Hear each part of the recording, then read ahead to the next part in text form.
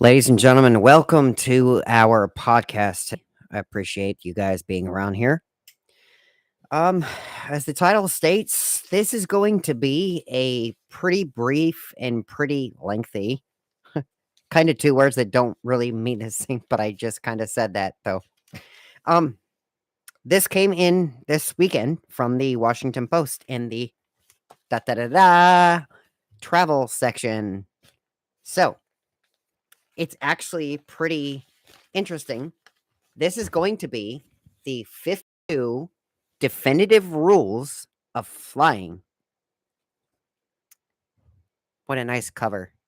It was literally like the very front page of the travel section. Okay. We're going to talk about some of these 52 rules of flying. And we can also talk about some things that they're talking about in here, such as TSA possibly having self screening in the next big step in security. That's basically talked about, in the news. Um, one of the things that you guys may or may not be aware of is that United actually celebrated New Year's twice. They had a trip from Guam and I believe to Hawaii, but where did it leave?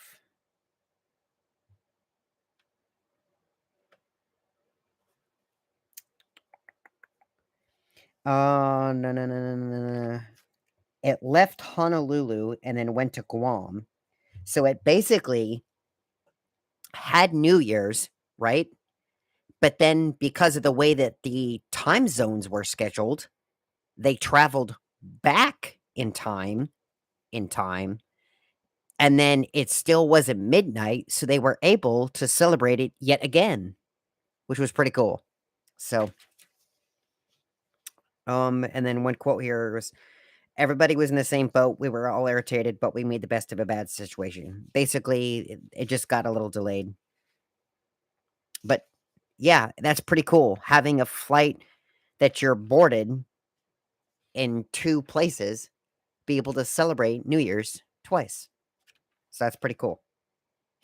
This is going to be on the podcast a handbook for behaving like a civilized person from airport arrival to landing. Okay, let's get this off, shall we? That's what you're here for. That's what you came for. That's what we're going to do. Okay, set that aside. So, this basically is broken down into three sections. You have your pre flight, you have your flying section, and then you have your post flight section. Okay. Now, I want to show you that they're just basically little blurbs about stuff to kind of keep in mind. Okay. But, folks, these are some great points I want to make. And let's take a step back here. I actually mentioned some of these points in being travel ready on a frequent flyer type basis on one of my other podcasts. Go check that podcast out so that you can kind of brush up on some of these so you kind of know what I'm talking about, because some of these are going to come back to you. Okay. All right. So, if you guys don't mind, I'm going to read the narrative that's at the top here. Okay. It says, humans are a basically civilized species. We know not to go barefoot in restaurants, treat our friends' living rooms like landfills, or nap in one shoulder of our office cubicle mate. And yet, as soon as we step inside an airport or onto a plane, our manners seem to vanish.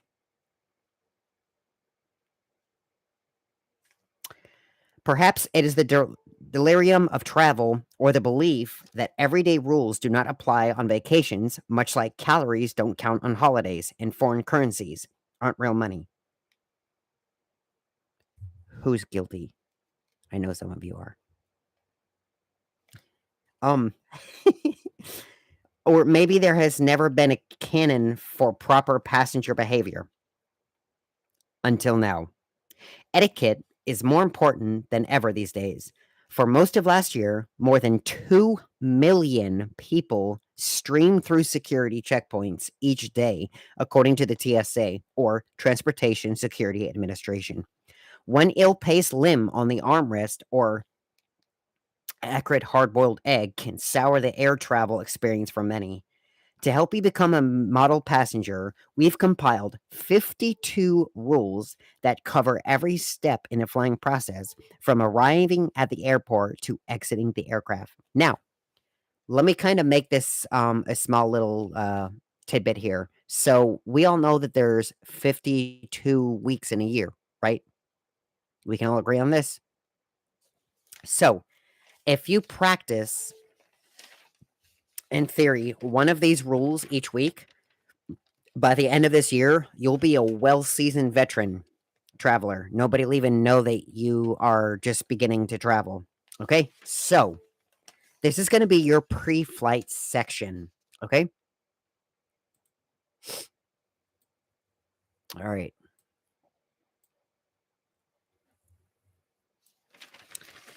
So, starting off first, we have dress comfortably, but not too comfortably. Folks, I am here to tell you, yes, there is a little bit of a laid back dress code. But let me tell you, there is still a dress code at the airport. They may not tell you, they may not show you, but it is enforced because all the other travelers are going to stare at you as if you walked in from the mud pile. Trust me. Okay. And if you guys don't mind, I'm going to read these little excerpts and then give you a couple of brief tips here and there. Okay. I don't think this first one I have to discuss. I think it's pretty self explanatory, right? It says going to the airport should look a lot like going to a doctor's office. You're out in public, obviously, surrounded by other people, obviously. You don't have to impress anybody. We're not insisting on going full suit, but consider shooting for a top notch or two above the bare minimum. You can dress as if you're going to a bar. You can dress as if you're going to a club. You can dress as if you're going to a wedding. But just know, if you dress as if you're going to a bar and a club, a nightclub, they might give you a stinky eye. Okay. And for the record, the best way to avoid getting kicked off your flight for wearing a controversial shirt is to just skip it altogether. Okay. Now, this day and age, freedom of speech is kind of a very what's the word? Um it's been a very iffy process for some and a very touchy subject for many, because there is a very fine line and it's not very well defined for a few, but for others, it might be more defined and they just kind of don't know why others don't understand it. It's just kind of like learning styles. I learn differently than you do. You learn differently than I do, but we're still learning the same material. It's the same facts. It's the same subject. It's the same concept, curriculum, right? It's just seen, viewed, or portrayed differently. Okay. So, yeah. If you plan on just going in, let's say, like a fishnet top and then like bare minimum like leggings, no shoes and stuff, yeah, I wouldn't expect to get top-notch service. um, Folks, you can wear that when you get to your destination. You can wear that when you get to your hotel. You can wear that wherever you get where you're going, right? But if you're thinking that you're going to try to go through the entire day, right, doing all that, that's beside the point. Okay. Now you guys are gonna come at me saying, "But I've seen people wearing inflatable T-Rex costumes. What about them?" Um, you have to remember and have to look at it from the point of view at where it's being done. Like I can almost guarantee you, it was at baggage claim. and they've already gotten picked up or they've already been ready to come, come there, right? It's not as if like they're boarding a plane already inflated, sitting down in their seat, taking up all this room, right? Mind you, in this seat for 3 hours, fully inflated. Okay. Getting off the plane, basically blocking the whole doorway because you're fully inflated, right? Walking through the doorway of the jet bridge and making a big ordeal. Okay.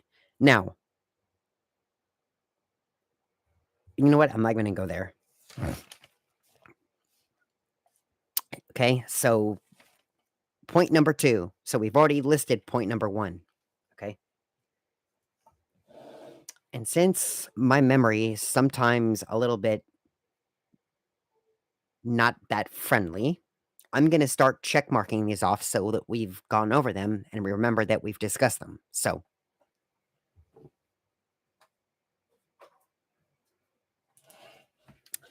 okay. So, we have discussed dress comfortably, but not too comfortably. I think we've pretty much figured that one out. So, remember, we're still in the pre flight phase. You have not boarded the aircraft. Okay. Point number two, don't ask your friends for a ride to the airport. Okay. Now, difference, and I think this is going to go into like kind of friendship and Uber and all that culture. Okay. If you are offered a ride, by all means, you're welcome to take it, right? Because I think in some airports, it's actually frowned upon to do what's called kiss and ride. Basically, you take your car and you get dropped off and then they leave. Some of these airports actually have their own Uber service. You can take your Uber, they'll drop you right off at the front door, and then you walk in, and then you can check your bags and all that good stuff. It's encouraged that you do, and some of them might even give you like a 10% off discount because it's done through the airport, right? But you have to verify that with whoever's doing the Uber service, right? So don't quote me on that, but just look into that because that might be an option. I'm not quite sure, but yeah. Um, it says no one likes fighting airport traffic, but if your best friend asks you to take them, do it. So if you basically travel, right? Like let's say I'm traveling on my own to go see, my brother and that sort of thing, right? And let's suggest that I say, "Hey, I'm coming into San Francisco. You want to go and meet up?" They go, "Yeah, that'd be cool." If now granted he's my blood brother, but let's take that out of the equation. Let's just say, for example, like we're really, really, really, really, really close, right? And let's say that they say, "Hey, okay, I will come pick you up." Cool. Your ride has been established.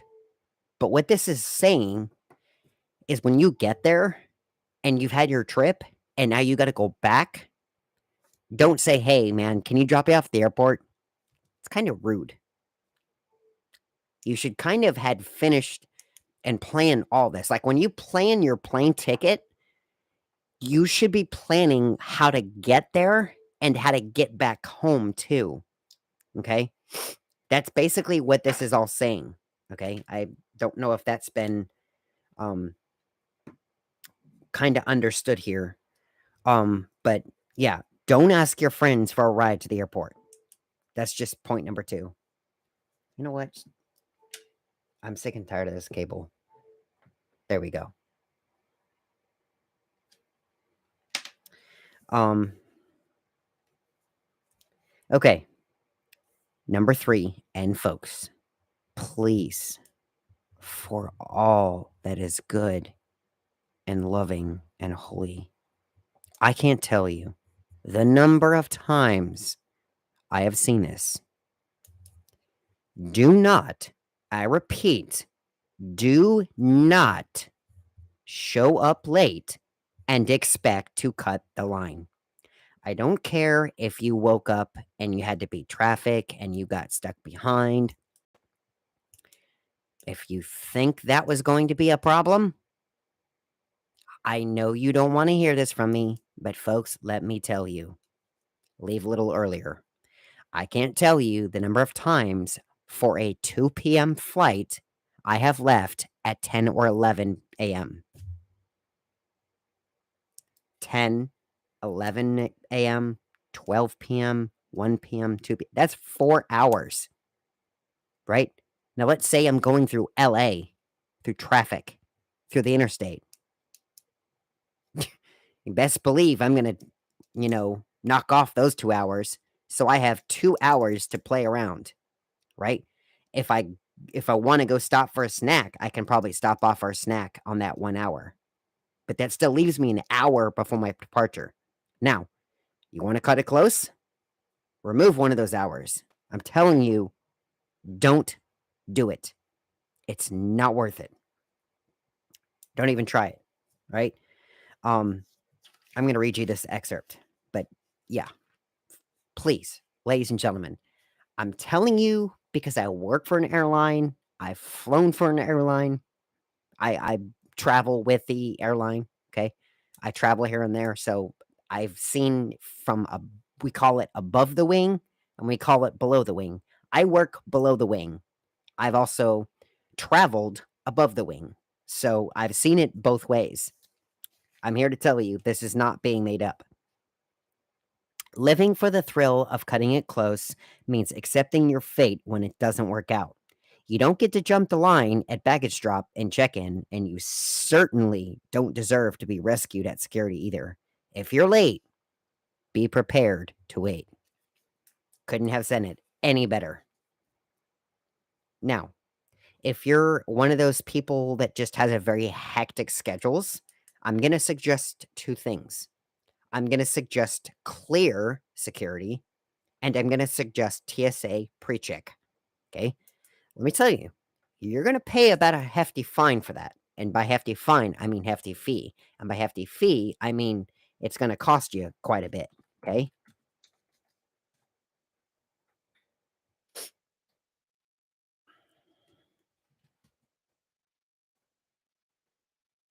Now, if you look down in that corner right there, I'm leaving some items for you to look into. Okay? There you go. Check into both of those, into clear, spelled exactly that way, like clear vision, clear skies. It's called clear, right? And TSA pre-check. Okay. Now, that's going to roll into the next point. Okay. Literally, I can't make this up. Remember what I was talking about?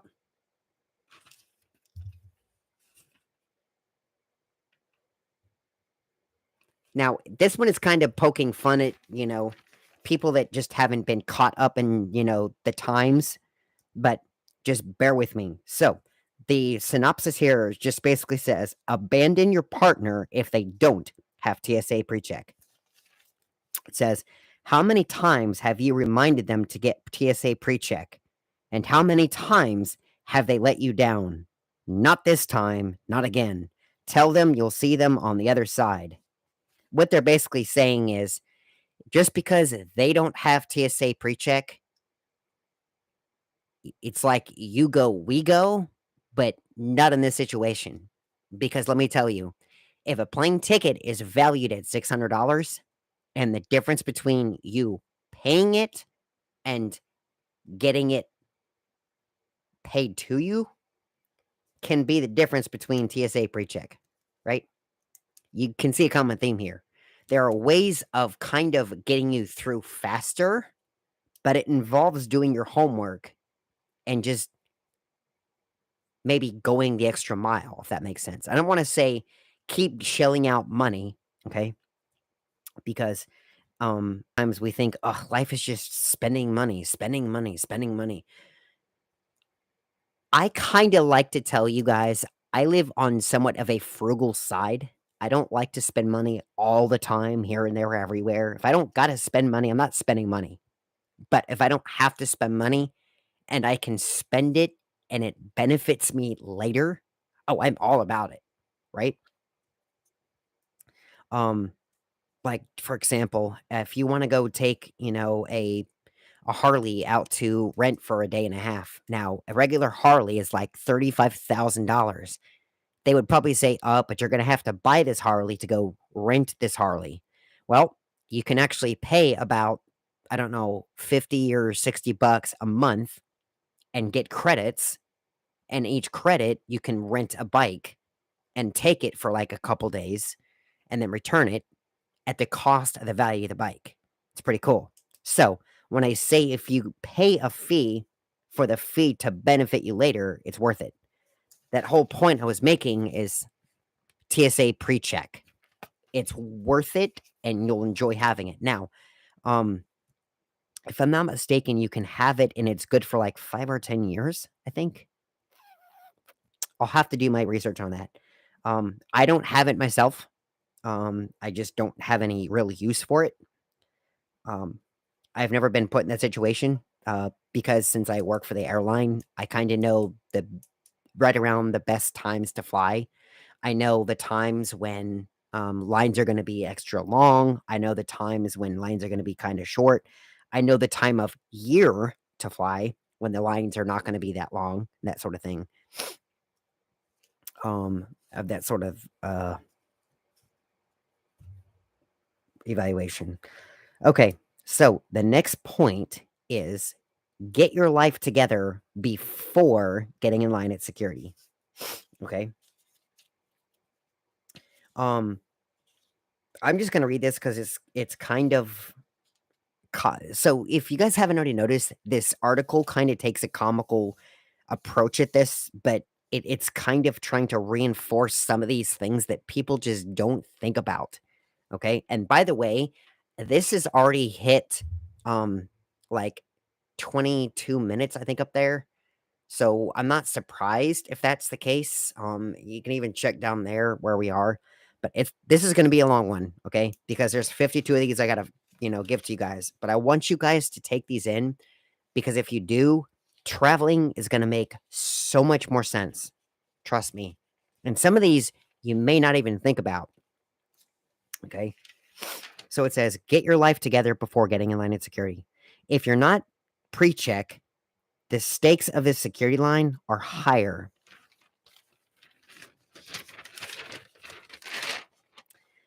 There are more moving parts to juggle, more opportunities to slow down delicate flow of traffic, more opportunities to get yelled at. That to say, lace up knee-high boots are for your check bag, not grinding the procession to halt while you figure out how to deboot, have your jangly belongings out your pockets, liquids dumped and outerwear off by the time you walk up to the x-ray, please.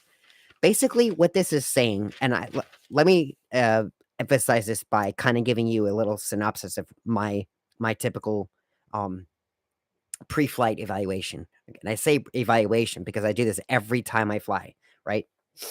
Now, keep in mind, this is my wallet, and I don't give them my wallet, okay?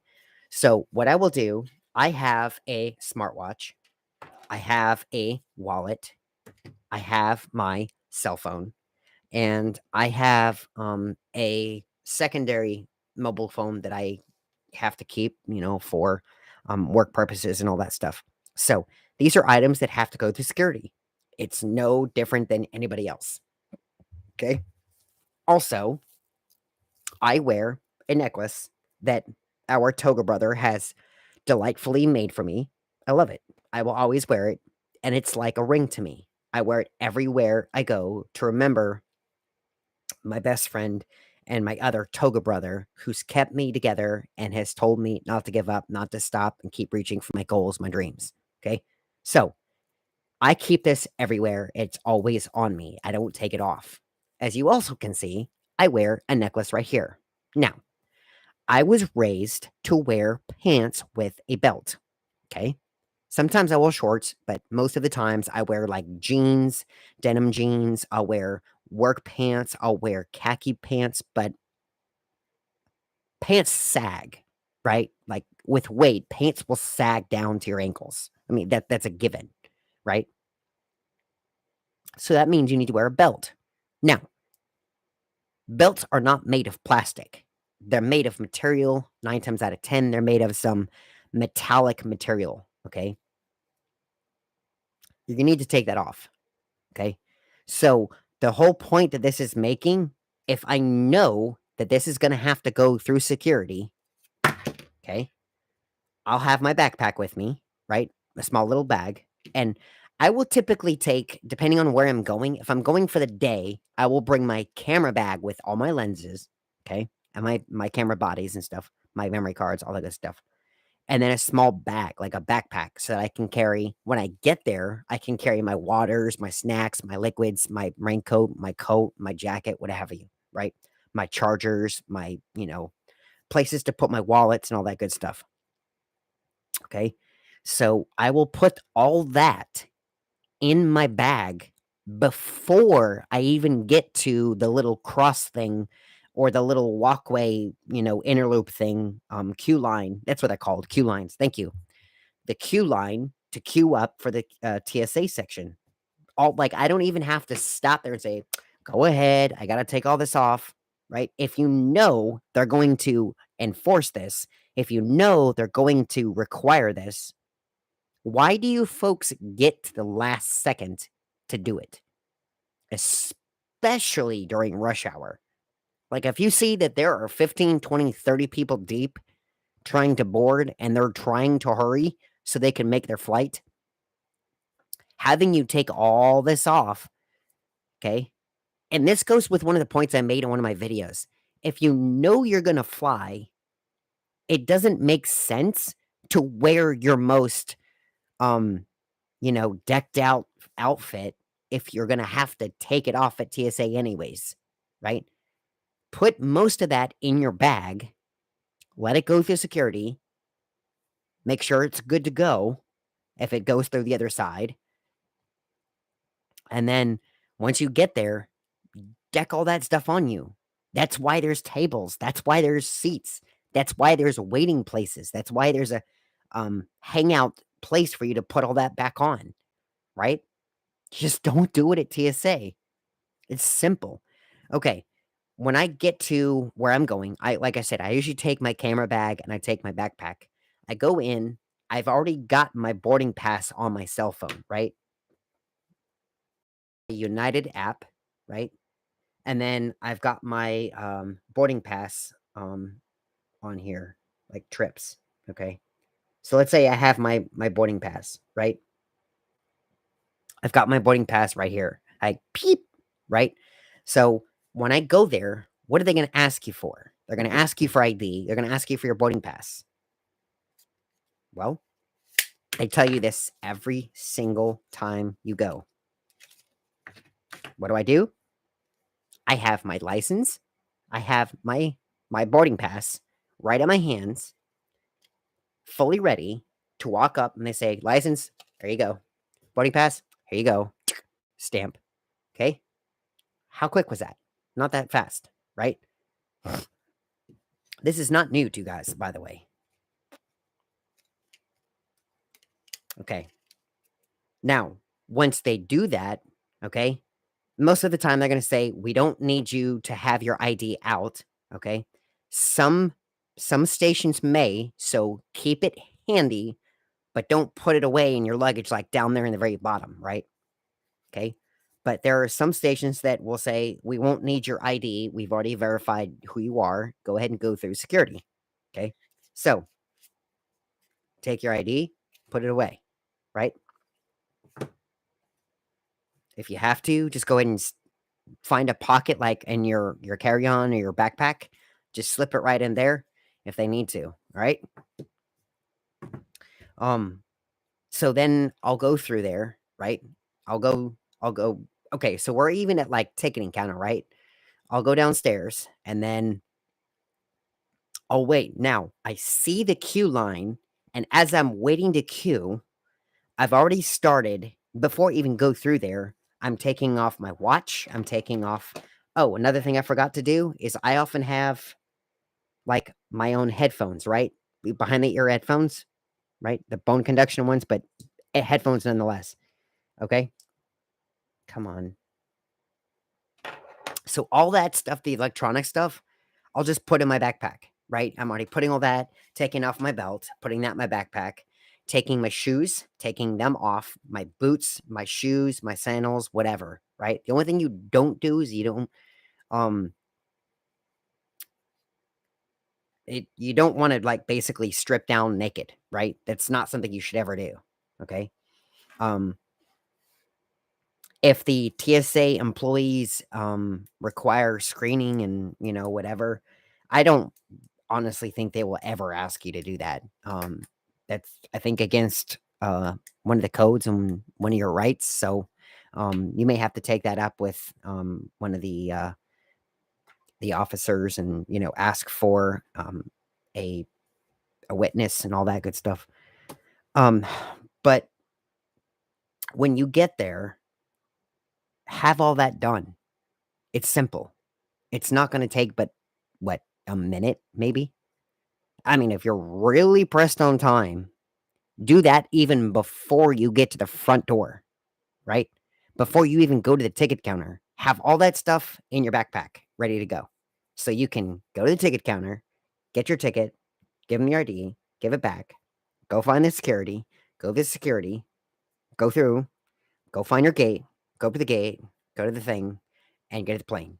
Now, when you get in the plane and there's some downtime, right? You can go through your bag and you can grab your belt, you can grab your wallet, put all that stuff together. Okay.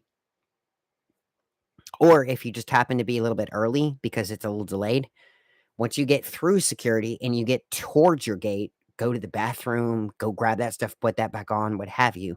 But you're through the hardest part of the whole process is the TSA and getting to your gate area, right?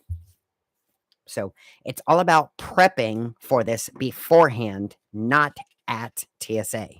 Okay. Otherwise, you're going to be that goon who everyone's going to be like, you knew we were all going to have to do this, right? So what makes you special? Okay. So this one, I don't think a lot of people know, but peanut butter is a liquid. Don't even try. Trying to sneak contraband in your carry on slows down the line, an infraction that deserves a place among the 7 deadly sins. Save yourself and look up TSA's rules before packing something egregious, such as a full size shampoo bottle. Remember that if you can spill it, spread it, spray it, pump it, or pour it, TSA will probably chuck it if it's over 0.4 ounces. If you don't know what 3.4 ounces looks like, they even have samples for you to kind of verify this. Okay. If you still don't know what that looks like, go through some of your shops in TSA, like your magazine shops, your soda shops, and look at some of the medicine bottles, the liquid bottles. That stuff is 3.4 ounces, TSA compliant, right? The only thing that's not TSA compliant, which you should already know, is the 20-ounce soda bottles. Obviously, that's not TSA compliant. But once you get past TSA and you want a beverage, by all means, go get a 20-ounce bottle. You may have that. Okay. There is, if you go to TSA's website, okay, um,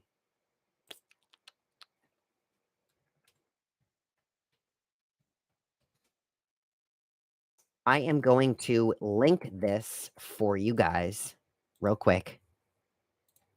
Okay. There you go. That right there. If you look in the corner right there, I've pasted their website. Now, you can look on there what they will accept and what they won't accept. Okay. And it's very clear. Okay. If you still don't know, there are officers, they will tell you if it's compliant or not compliant. But might I heed your warning? Comply with their instructions. Yeah, so peanut butter is a liquid, don't even try it. Meaning don't try if it's over 3.4 ounces. Okay. Pack your snacks, but not a tuna sandwich. To quell your hungry self, eat a snack plan. Unfortunately, you can't rely on Starbucks. Those wraparound lines will only poke the yeast. Carry a mix of foods that are portable but not pungent. If your cat likes it, consider it a no. Basically, what this means is we've all been there. You know, you don't want to be that guy at work where you take a container of fish, stick it in the microwave, and the whole break room can smell it, even down the hall. You don't want to be that guy or that person or that girl, right? Or that individual. Mm-mm. Avoid it. Trail mix, peanuts, popcorn, chips. It will curb your hunger, but everybody will thank you, right? Maybe even fruit or vegetables or something, right? Okay. Airport beers are acceptable at 10 a.m. Now, this is kind of poking fun at one of those kind of points, but I think you kind of understand where this is going. So are 10 a.m. burgers, because the airport is a parallel dimension where the normal rules that govern humanity are set aside. But some normal rules still exist. So don't get blackout drunk at the airport bar. If you guys think I'm joking, I have news. We have bigger fish to fry. I can't tell you the number of times that customers have missed their flight because they've gone to the bar, gotten blackout drunk, and realized, oh no.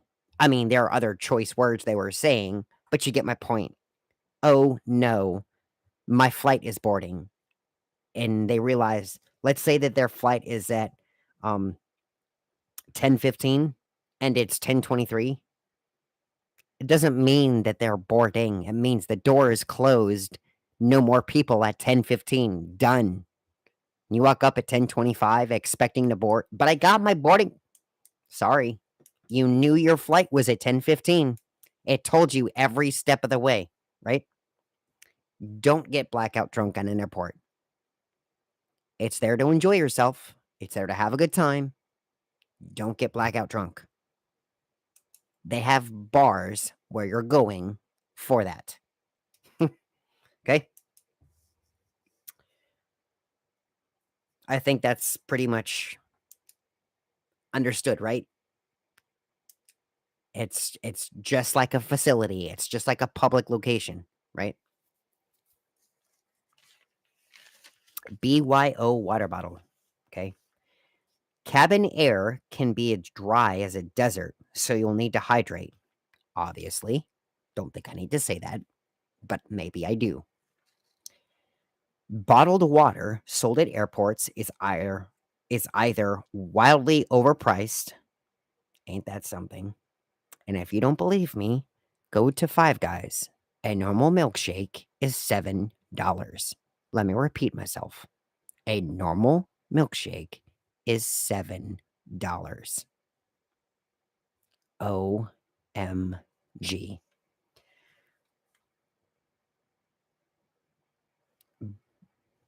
If you're flying out of Los Angeles or San Francisco, it's banned.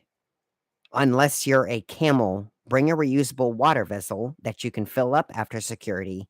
Stick with legal liquids, no booze. What I'm talking about are those like flasks, right?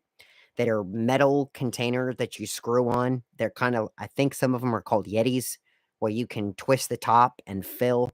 And even some of these airports have refillable spouts that's not like a water fountain. It's actual sensor where it's against the wall. You just put your water bottle against there and it will fill and it will stop when it senses that it's full.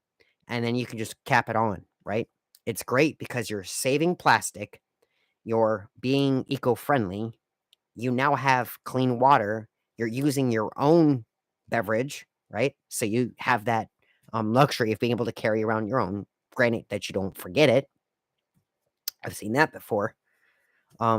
So bringing your own water bottle container is fine.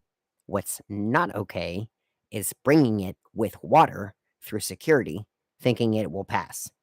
Not going to cut it. Okay. Tip where tipping is due. Now, this can be a controversial point, so I'm not really going to get into it because I know with, kiosks and restaurants and places that where you have to tap to pay, they always ask to tip, and guys, I get it. It's a very controversial point. Some of you guys may agree. Some of you guys may not agree that it's something that should be done regardless. But it's mentioned here, so I'm gonna mention it. You can skip the tipping screen when you buy a snack when you buy a snack or pack of gum at Hudson News, but don't forget the Uber driver, wheelchair porter, curbside luggage, valet, and airport shuttle driver. These are people that I granted have to do their jobs, but they're doing their jobs with the understanding that you have some urgency here, right? So tipping is highly encouraged. It's not required, it's just highly encouraged. For example, if you're taking an Uber and you're taking it from here to there and they get you there promptly and they get you there with some feedback, like if they're picking you up and they tell you some great places around town, tip them. If they're getting you to the airport and they drop you off right where you need to be, so it's easier to get to your ticketing counter or TSA or what have you, tip them. It's a nice, courteous gesture. Nothing can go wrong by tipping them. Okay. Leave the speakerphone gossip for home. Oh boy, am I going to get some feedback flack for this one. Believe it or not, you can take FaceTime calls with headphones too.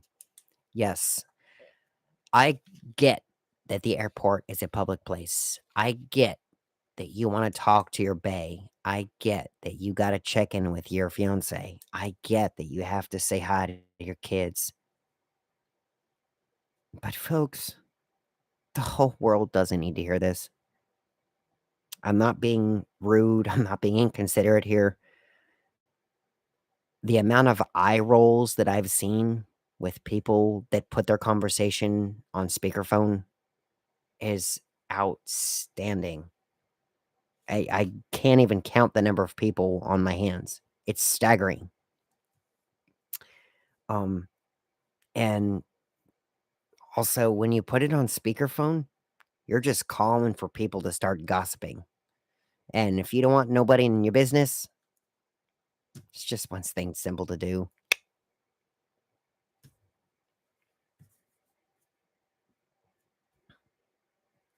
Okay. My next point, point number 12. So we've already said a dozen so far. We haven't even gotten on board the aircraft. This is all to help you get through to the aircraft proficiently.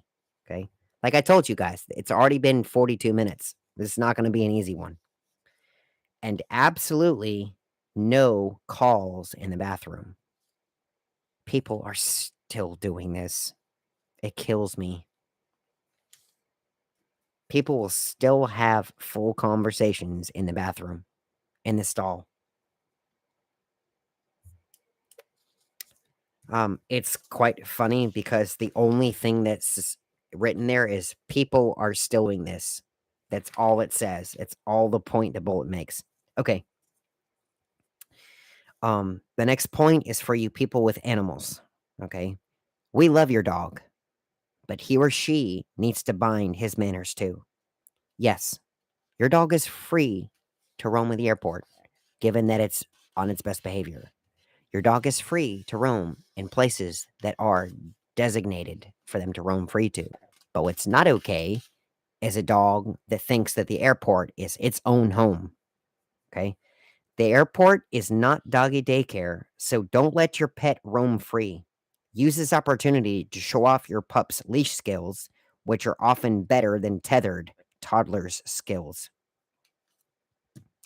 All that's basically saying is there are locations, there are places that are designated for pets to go roam free and to go have their time and, you know, do their leak and their bathroom business. They're designated there. I know because I work in an airport with two locations that you can do that in.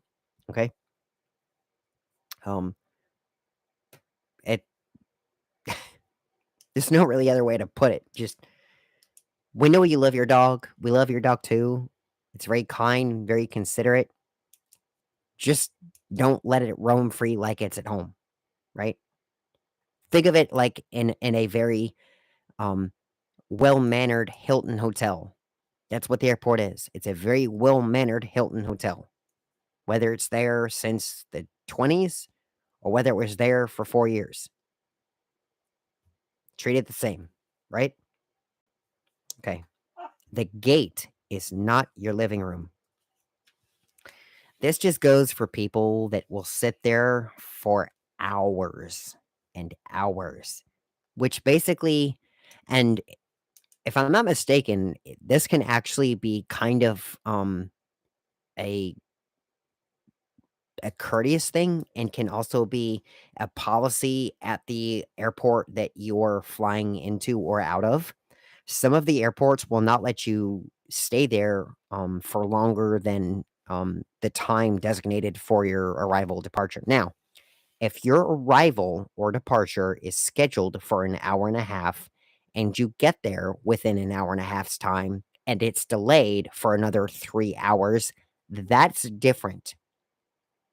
What they what is frowned upon and what is not okay is to get there 7 hours earlier, roam around like you have nothing to do, and then board your flight at, like, 5 PM, okay? Um, will start questioning you and start asking you answers. Um, yeah, it says, "You've seen gate campers, bags everywhere, limbs draped over chairs. Maintain some spatial awareness for those around you, and stop taking up 2 extra seats with your bags if you do picnic. Clean up your trash before boarding." Right? It's in public place. It's not your house. Be kind, be courteous to everyone because some of these gates are very small and it can be very crowded. I gotta be there just as much as you gotta be there, just as much as they all gotta be there too, right? We're not special. We're not VIPs. You may have paid for VIP status, but you're not VIP. Okay? It's not your bedroom either. See number 14, spatial awareness. But we get it. We've been there. Sometimes you have to sleep at the airport. Just don't do it as a busy gate. Plain and simple, right? If that gate is absolutely horrendously crowded, just don't sleep there. Don't lounge there. Don't take up 4 chairs because you wanna be comfortable when, 150 passengers have to board the plane. That plain and simple, right? I don't think I have to explain it any other way. Okay. Um, this one kinda goes with not just airports, but everywhere in public in general. Don't be an outlet hog. I don't know why that just got knocked off, but it shouldn't have. Okay. Yeah. Um, we all depend desperately on technology. Can you even get on a flight without a smartphone these days? I doubt it, but I've seen them. They are among us.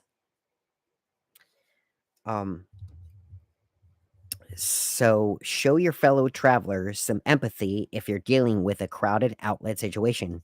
If you're charging a laptop and a phone, consolidate those devices and charge your phone via that laptop instead of saving two precious public plugs. Even better, pack a portable charger so you don't have to enter the fray in the first place. Okay. I think that's kind of common sense, right?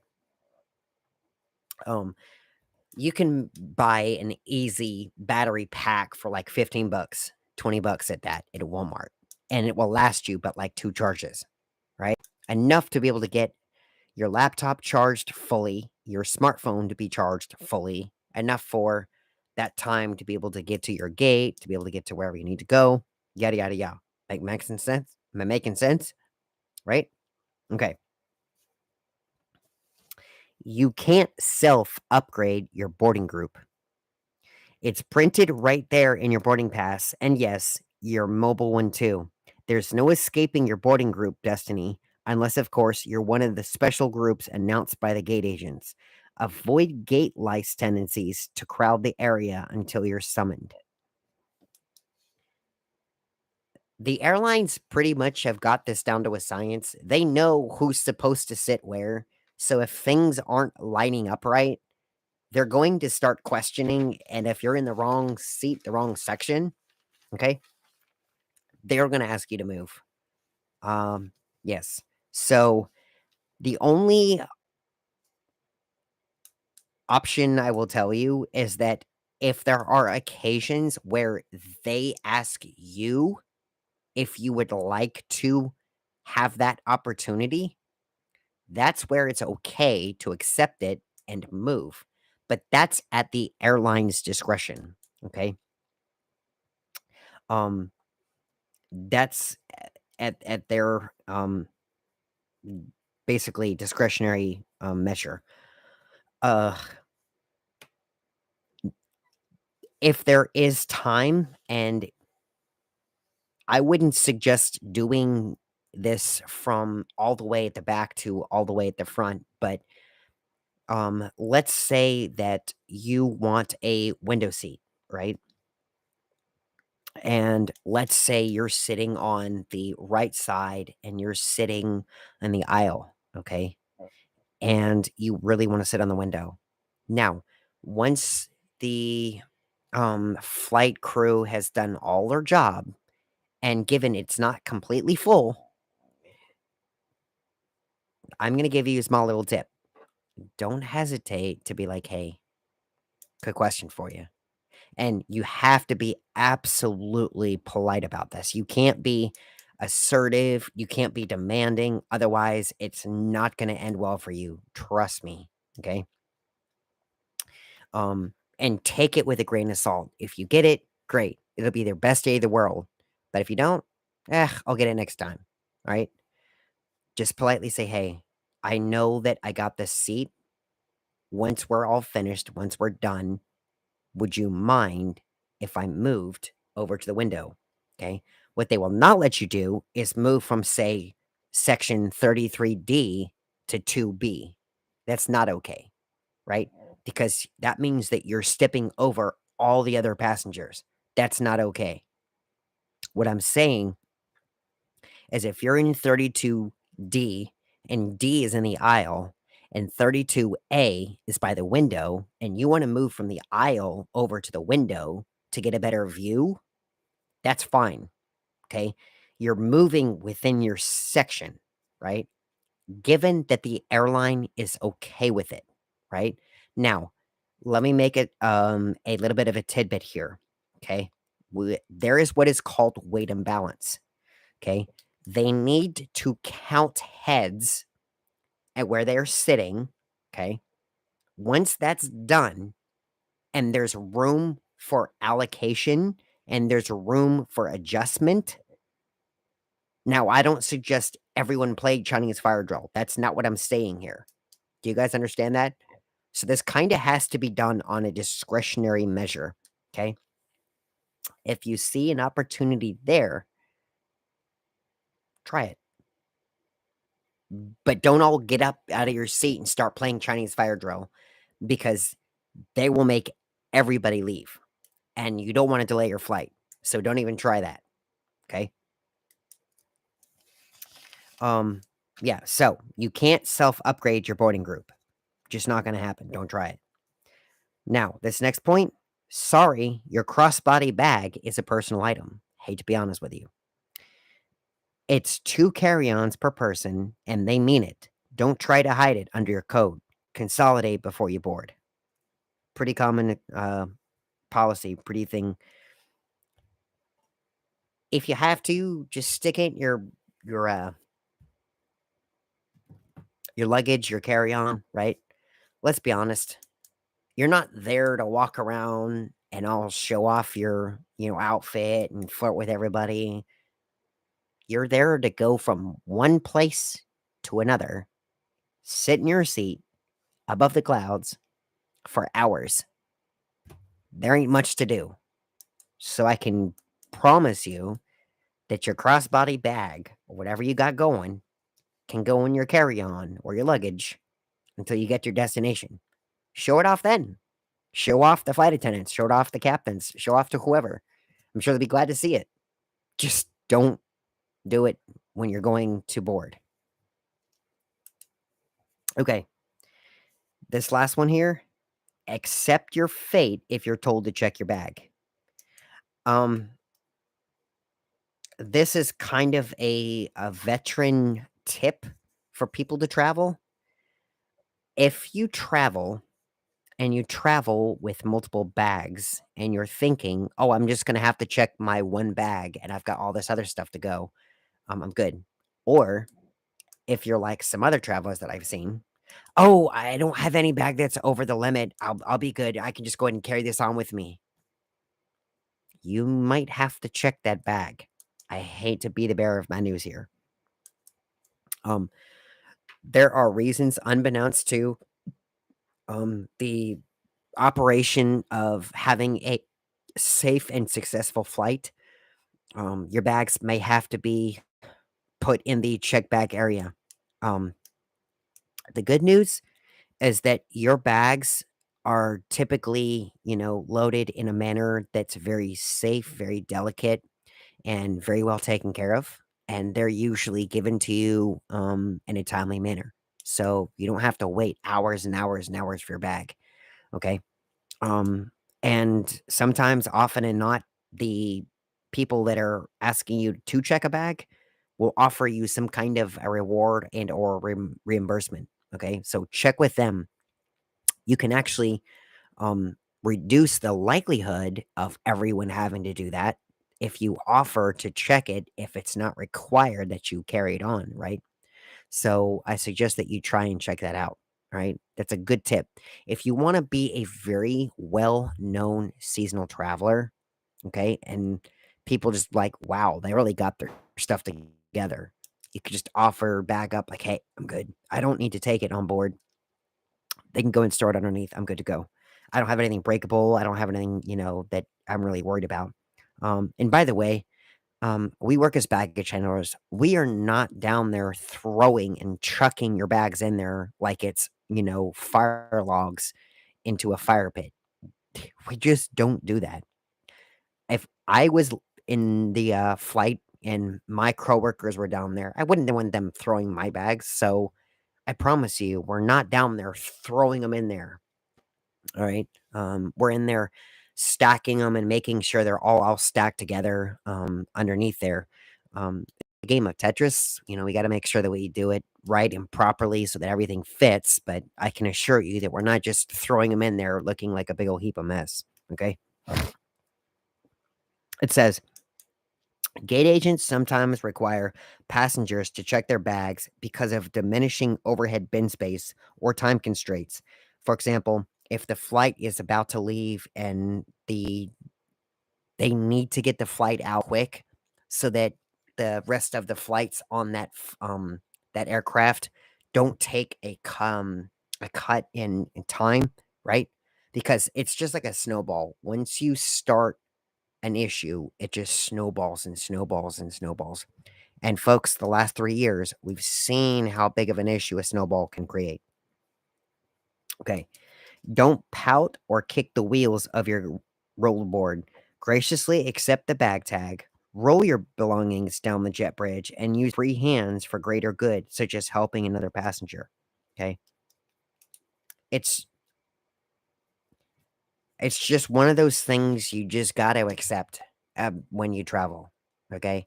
Matter of fact, when you travel, when you take the stuff you travel mentally, one thing that I do when I travel is I always say, they're gonna check my bag.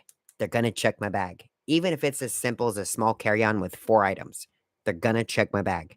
Because if they check it, I won't be worried what's inside there, and I won't be worried about, um, not having my bag with me and all that good stuff. I can just let them have it in the check, area, and they'll bring it out whenever it's time to, send the bag to, the reclaiming area at baggage claim, right? So, okay. Now we finished section 1. We're on to section 2. Okay? It's called the flight. Say hi to your flight crew. Imagine the plane as a friend's home. When you enter it, give the host, in this case, the flight attendants, a warm greeting. A cheerful smile sets the tone for your flight. It even earn you some bonus points as the teacher's pet. They're humans too. They have a job, but they're humans too. They have emotions. They have feelings. They're just like you and me. Say hi once in a while. You might be surprised. And if you want to feel it more at ease, do yourself a favor. They don't need to hear your whole story about how you went from pre-K all the way up to being a master at Harvard in the flight deck. But if you want to go pop in the flight deck and say, hey, just wanted to say hi, if they're sitting there and they're welcome to say hi, yeah, say hi. They probably end up calming your nerves about flying. So find your seat and get out of the aisle. This one, everybody has to hear because this is frowned upon so much, and not everybody ever does this. It's crazy. Look, I get it that you got to find your seat. I get that you're trying to put your belongings away. But if you are in group A and we have 4 more boarding groups to go, I can guarantee you're going to hold up the whole plane. And now you're going to be the whole reason the plane's delayed. And then that delay is going to fall on you. And then everyone else is going to miss their connections. Can you imagine people missing their connections, having to rebook, refly, and pay out of pocket because you were scrounging around trying to put your belongings all away and taking this nice time to get down your seat and all that stuff, right? It says, hopefully, when you did the consolidating, you prepared yourself for a smooth landing once you found your seat. You should be able to toss your carry-on in the overhead space near you and be ready to go with a personal item, not bobbing around a bunch of bags looking for your headphones, holding up the boarding process. Okay, it's kind of common sense. And I think that also goes for when the plane lands. Once the plane lands, folks, it still has to taxi. It still has to park. The jet bridge still has to approach. The jet bridge door still has to open. The cabin door still has to open. They still have to offload the people in the front, and they still have to offload the rest of you guys. It's gonna take a while. Trust me. You ain't gonna go nowhere faster if you start getting up all the way at the back of the section, right? I hate to be honest, but they don't offload both sides. They only offload one. Okay. And people always ask me, why can't you load the back of the plane first all the way to the front? Um, there are some articles called tail tipping. You ought to go check that out. That's why. Okay. It's the same for the deboarding process. We don't deboard from the back all the way to the front because it would hold up everybody. Okay. Don't touch other people's stuff. We're not in kindergarten, folks. You should know better not to touch somebody else's stuff. I'm not even I'm gonna read it, but I'm not gonna touch up on it. It says, you found a place to put your bag in the overhead bin, but it'll require a little Tetris to pull off because you never know who's about to fly off the handle or what's about to fly off the handle. Ask around before moving someone's stuff. Better yet, ask the flight attendant to help negotiate space. That's what they're there. That's what they get paid for. Just ask. Respect bin space.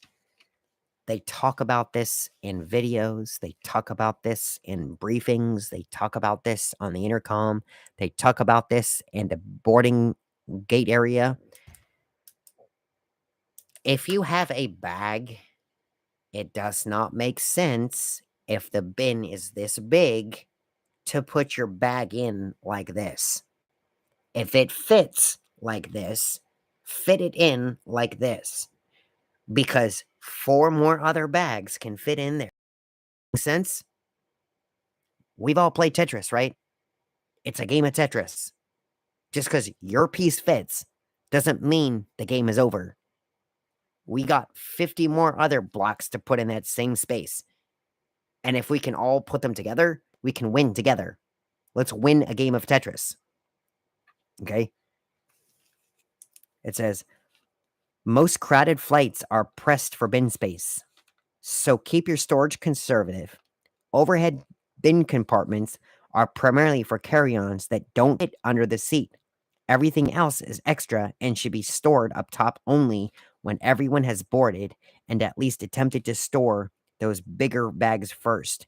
Then you can stake more square footage. Okay? So if you have like a snack bag, right? If you guys can see like stuff like this, right? If you have this, don't put this on the overhead bin space. This can go underneath your seat. Matter of fact, this can go in the back pocket if you want, right? It's easy. Quit using bin space for that. That's all it's saying. All right. No one wants to switch seats with you, so don't ask.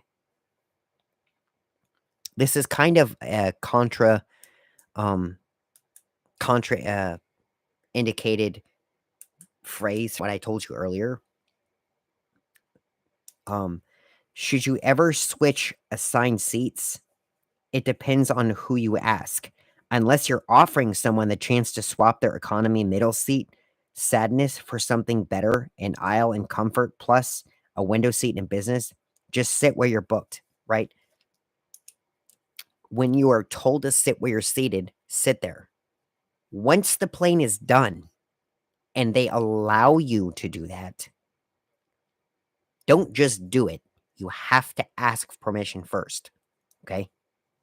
Because it's all calculated. All this stuff is calculated, right? It's kind of like, let's say that you know your gas tank will hold 20 gallons, okay? And you fill 15, or you fill, let's say that your car holds 20 gallons and you think it's pretty full, right? You were just given the car, so it's like, all right, I'll put 5 gallons in. But you didn't account for the fact that they just took 7 gallons out of the tank to drive it to go get it serviced to then bring it back. Now you're banking on the fact that you have that 7 gallons, and when you get there, now you're empty. Like, why? Why am I empty? Because you didn't account for those 7 gallons. So everything is calculated.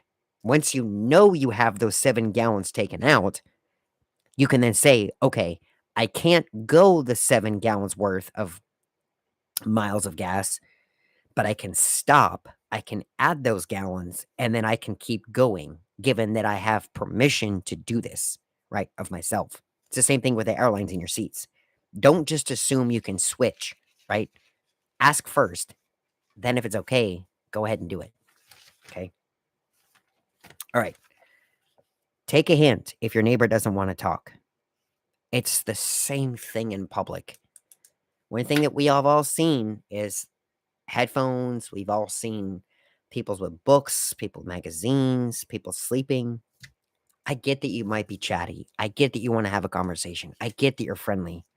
But if the guy next to you is doing this, don't strike up a conversation. If he's got this and he's doing this, chances are they just want to be left alone, right? Like if you see him scrolling like this, chances are they just want to be left alone, right? This does not say, "Hey, come have a conversation with me. I want to tell you about my life." No.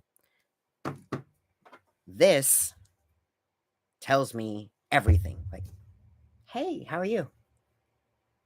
"Oh yeah, I'm good." "Oh, not bad. I'm traveling." Okay? You see this open body language? Open body. Now, if I have things in there like trying to say, "Ugh, yeah, hi." Hi. You're being polite, but you don't want to be social. You got to pick up these cues, right? It's the same thing. Plenty of travelers are down to chat, and plenty more than doing so is is akin a is akin at committing a crime. Look for signs to distinguish one group from the other. They can be oblivious. Headphones in, eye mask on, a t-shirt that says, "Don't talk to me." And they're poking fun of this, but folks, let me tell you, there are plenty of people with all these, and people will still try to talk to them. It's the same on public bus etiquette, public train etiquette, Uber etiquette. If the person that you're Ubering in, like if you're Uber driver, and I know you don't want awkward silence, if your passenger is deep in his phone and just looking at it, scrolling through, like Facebooking, all this stuff, they don't want to talk, right? But if they're singing, having a good time, yeah, maybe they want to talk, maybe they want to chat. It's all about reading body language, interpreting their intent, right? If you wouldn't want it, they wouldn't want it. Okay. Flight attendants are the law. Despite what you may think, a flight attendant's job is to keep you safe, not to serve you drinks. That is the biggest misconception I think I have ever heard. I can't tell you the number of times people think a flight attendant's job is just to serve you a biscuit and coffee or water and some juice. Do you know why they stand at the front of the doorway and say, "Hi, good morning," and look you up and down? Okay. No, they're not teasing you. They're trying to get an understanding of people that are willing to help in an emergency. Why? Because they're there for your safety. There's actually a period of their training where it's like a few weeks long where they go all into safety procedures, evacuation procedures, all these other procedures. Okay. What they're doing is keeping you safe in the flight. Okay. The other stuff is just the good stuff. That's not what they're for, and that's not what they're paid for. Okay. So don't try to open the emergency door. I think we've all seen what happens when that's done. Um, you guys will just have to do your own stuff on your own time. I'm not gonna get involved. But yeah, there are a zillion other ways to get attention. Don't go with guy who tries to open airplane door. First of all, it won't open at cruising altitude, and secondly, even the attempt is a serious offense. We're talking a federal offense worth hundreds, if not thousands of dollars in fines. Okay. I'm not going to go too much on that because I think you guys just straight, solid to the point. Don't do it. Okay. The aisle seat is the gatekeeper of the row. You've chosen this life. If your neighbors need to use the bathroom, it's your burden to bear. Get up as many times as they need. It doesn't mean your seatmates should abuse the privilege, though. Thank you. If you choose the aisle seat, okay, maybe for leg room or arm room, what have you, just know that your seatmates, people that are in your row, may need the bathroom more than you. If they do, be courteous, be polite, get up, and just let them go. Okay? It kind of goes without saying there's a benefit in every negative. Okay? Just because you get to have that benefit doesn't mean there are other things you have to give up for that benefit, right? The thing you're giving up is your free time, your willingness, right? Okay? So, if you don't want to do that, my suggestion, book the middle seat or book the window seat. Personally, I kind of like the window seat. You get all the views, you get to see all the pretty sights, and you get to see the takeoff and all the city leaving on takeoff and arrival if you come in late at night. The city lights all during landing. Oh, and some of these destinations, beautiful, beautiful. So I encourage you to check out the window seat if you have to. Okay. This is going to kind of coincide with item number 31. This is 32. The window seat controls the shade. Window seat, you're the boss. Everyone else. If you wanted to gaze out the window, you should have booked the window. Kind of common sense, right? Now, this does not mean if you don't want window at all and they do, and your seatmates would like to look out the window and you're just not having a good day, you get to shut down the window and kind of be mean. No. What it's saying is if it comes down to a tiebreaker, you get to control the tie, right? If they want it and you want it and he doesn't want it, you can control the tiebreaker. Like, I'm right next to here. I kind of want it. I'm gonna leave it up. Okay. Um, if I'm not mistaken, FAA regulation actually mandates that for the first 10,000 feet after takeoff, it's required to have it open, and 10,000 feet cruising before touchdown, it's required to be open. Okay. So, but like during the actual flight, during the cruising altitude, you can choose what you want to do with it. Okay. Keep your shoes on and your socks, you filthy animal. I'm kidding. But seriously, no one wants to smell your stinky feet. So just keep your shoes on. Okay. I don't think I need to explain that and all that. No headphones, no sound. Listening to music or TV without headphones is an ick. So offensive, airlines actually have policies against it. Yeah, some airlines actually have a policy against having open sound inside the cabin because it can be disruptive and a urgent situation. Okay. Um, so best thing to do is to just find a pair of headphones, put them around your ears, that sort of thing. And trust me, some of these airplanes, if you are next to the engine cowl and you're trying to hear your device, I guarantee you won't be able to hear it. So just grin up, bear it, and wait till you land so you can hear your device. Okay? Soup is not a plane food. There are plenty of foods out there that do pair well with plane travel. There are plenty more that don't, such as foods prone to splashing, wafting, or crumbling into a million pieces. Soup is one of them. Don't do it. You can, like I said, folks, some of these are frowned upon if you want to be a veteran traveler.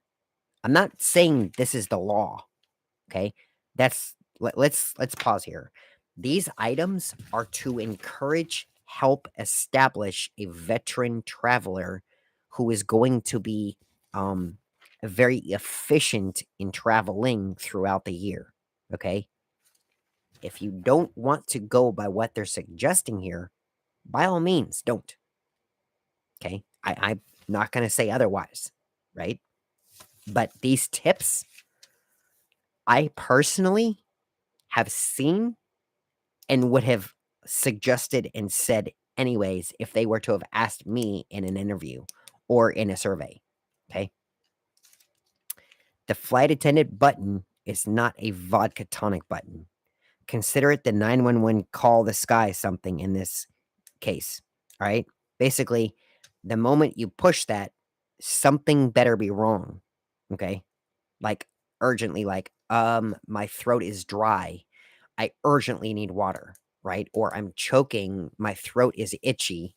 I need something. Or um I I need a blanket or something like that. Like, hey, come, refill my tonic, or hey, come do this. They're not your server at a restaurant. Remember that. Okay.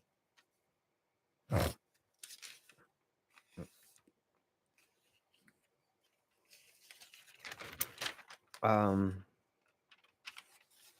I didn't realize that I wasn't going out of order, but um, no fighting.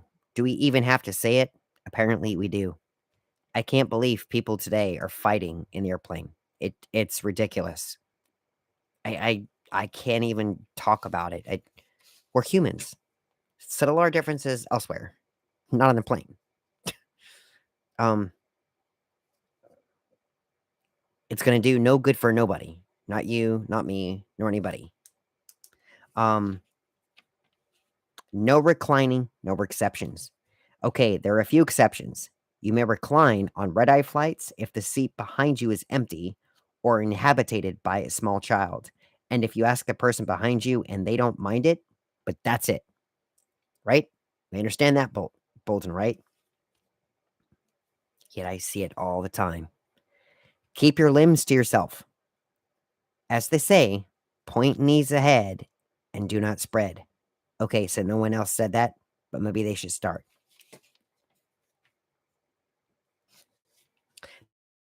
Basically, don't be a couch potato, right? It goes for like arm space too.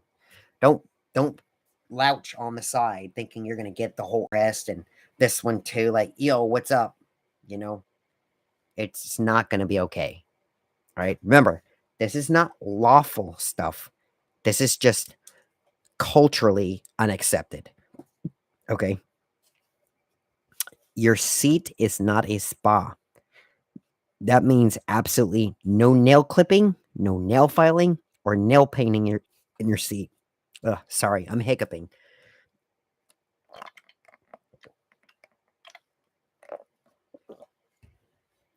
Ugh, much better. Okay. Ditto for spraying perfumes and colognes, teeth brushing and shing. Before you partake in any airplane grooming, ask yourself, what's the risk of this product, my rogue DNA, landing on my neighbor?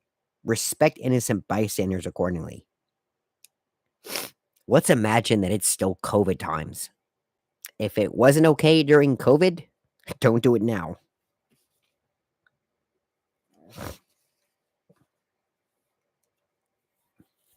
Um, Middle seat gets both armrests, period. Eh, I'm not really gonna touch that one because yeah, I that's really a controversial subject and a touchy one. And it really goes on the whole side aisle seats. Those 3 are touchy, but this is one where you really need to use a little bit of extra, um, self-judgment and self-consciousness here and sort of decide for yourself, is the argument and fight really worth it? It's probably not. So, yeah. Now, if it is a 12-hour flight, you might wanna have, like, a powwow amongst your seatmates, like, "Hey, okay, what are we gonna do for this hour? What are we gonna do for that hour?" Okay? Alright. Watch what you're watching, and this also goes for speaking in public around infants, around young kids, around children of a young age.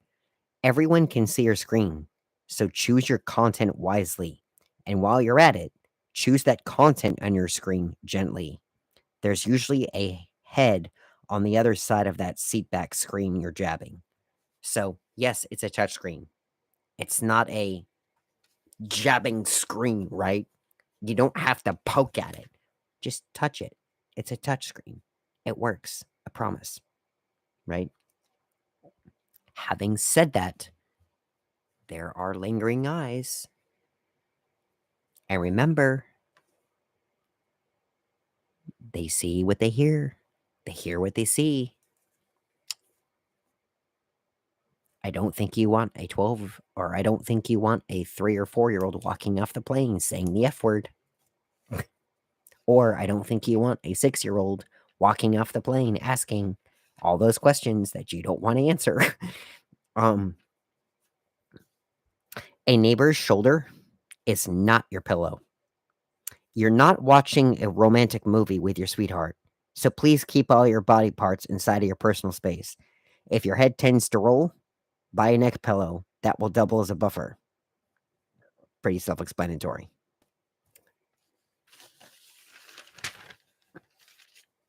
Respect the seatbelt sign. I can't really believe I have to explain this one. It's there for your safety. It's not a decoration. When the pilot switches on the seatbelt sign, which they are not doing to poke fun at you, they are pilots. They are veterans. They do this. They know what to expect. They're doing it for your safety and for your well being. Okay. When the pilot switches on the seatbelt sign, resist the urge to use the lavatory or visit a friend you have been ignoring since takeoff. Strapping in keeps everyone safe. In fact, even when the icon is not lit up, keeping your belt on in the event of a surprise bumps.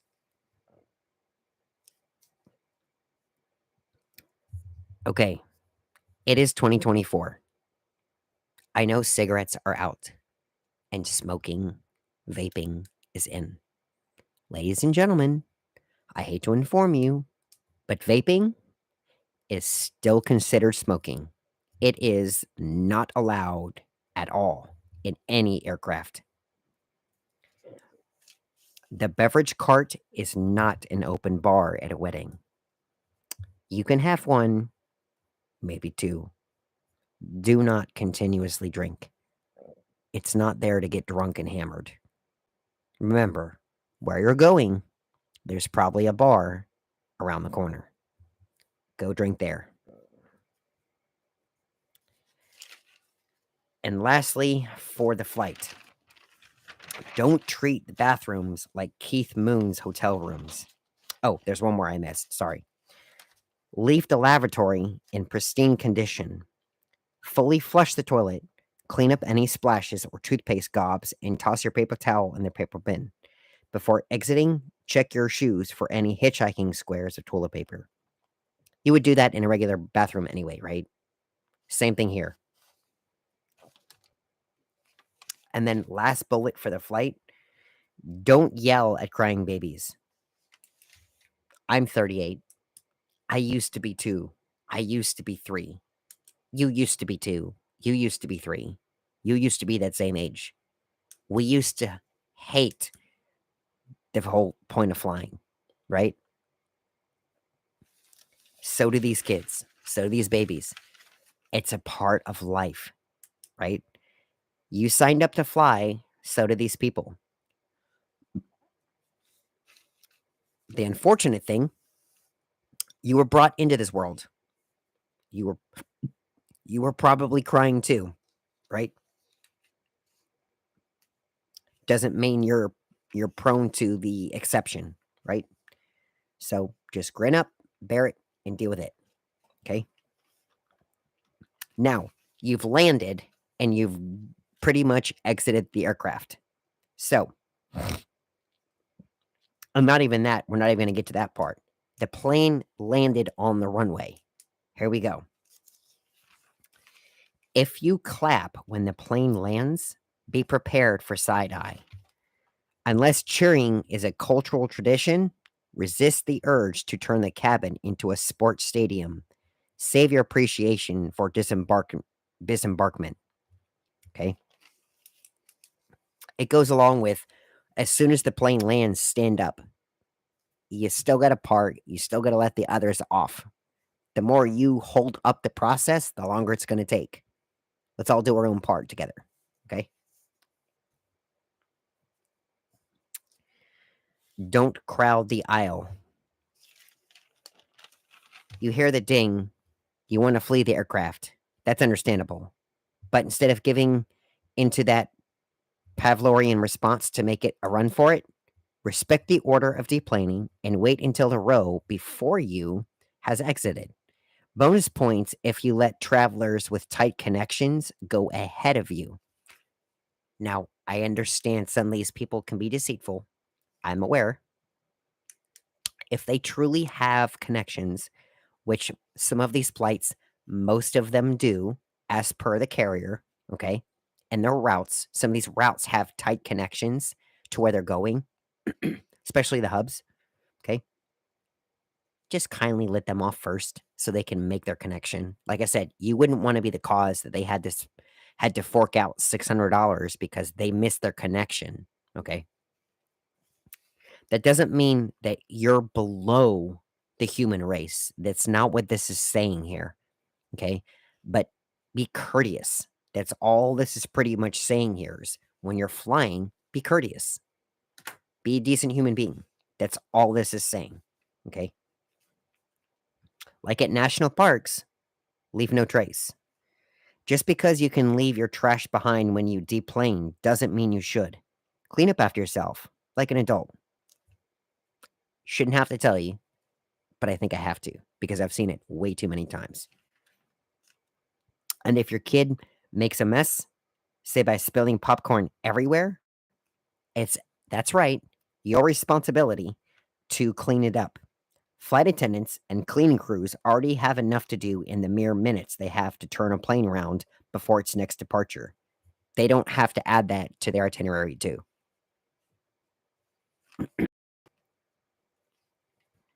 You've got two hands, lend one to your fellow travelers. All it means is if somebody's bag is behind you or they need to grab something and you're able to do that and you can, be courteous. Hey, I can get that for you.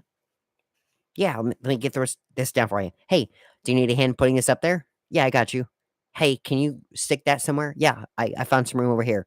Hey, let me go ahead and pull my bag down and we can stick this bigger one up there for you. All right. Easy. The quicker this process goes, the more efficient this goes, the faster you can take off, the faster you get to your destination, the faster you get to your hotel, the more sleep time you get, the more nap time you get, the more city time you get to go chat with your friends, go to a bar, all that good stuff. Okay. Say bye and thank you to your crew. Humanity, remember, they're people too. Don't be don't crowd the baggage carousel. Baggage claim pickup can be a totally unremarkable experience, and it can also madhouse. Like when hordes of panicked travelers rush the carousel like it's about to disappear, chivalry goes out the window as mushy passengers struggle to get their bag first in a contest that doesn't exist. Don't join the fray. Sit back, wait until you see your bag, then proceed on the conveyor belt like a professional. Folks, I don't know if you know this, but it's a conveyor belt. A conveyor belt goes around and around and around and around and around. And guess what? When you think it stops, it goes around and around and around and around again. So, if you see your bag, don't fret. It's going to come right back around. I guarantee you. I promise you. Right? Matter of fact, I've been to a carousel before. I've stood there. I've seen my bag. I let it go. I went around to a I went around to a open space where there wasn't a lot of folks. Okay. I didn't jump in front of all of them. I just waited there, waited till the bag came back around me, right? Where most of the congested people were standing, and I politely grabbed my bag. Right? Now, also, let me say this to you too.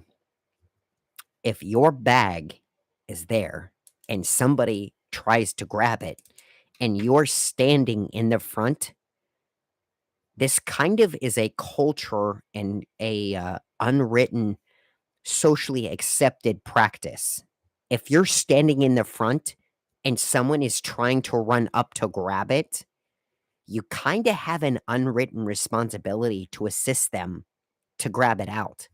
Otherwise, they have to push you out the way to grab it. Why would you do that? Right? So just kindly help them pull the bag out and then drop it on, not like throw it on there, but just lower it on the ground and let them carry it off, right? So that when yours comes around, you can grab it and leave. Okay. If they have multiple bags, try and assist them. If you can't, just kindly move away and let them get there. Okay. Now, to sum it up for the 50-second one, don't ask someone to pick you up. It's way worse than having them drop you off. Okay? So, we have just gone over 52 tips on being a veteran, eco friendly, seasoned traveler. Okay. I hope that this helps. You guys are welcome to leave me comments. Let's keep them professional, please. um, I have other places where you're welcome to send me messages. You're welcome to send me comments of that sort. But this is really just a platform to keep you guys informed. It's a platform to keep you guys updated. Some opinions, some ideas, and that sort. This is not a platform to bash everybody. It's not a platform to poke fun at everybody. It's not a platform to belittle nobody. It's not a platform to put anybody under the bus, as they say. Okay. Let's keep it professional. Let's keep it clean. Let's keep it nice. Let's have a good time. All right. I appreciate that. This is going to be a Toga Brothers podcast. I appreciate each and every one of you guys listening and joining us tonight. I'm going to go ahead and sign off for tonight. I hope you guys have enjoyed it. Until next time, I'm Sean, the Toga Brother. Let's do this together. I am out. Thank you guys for watching. Take care. Bye bye.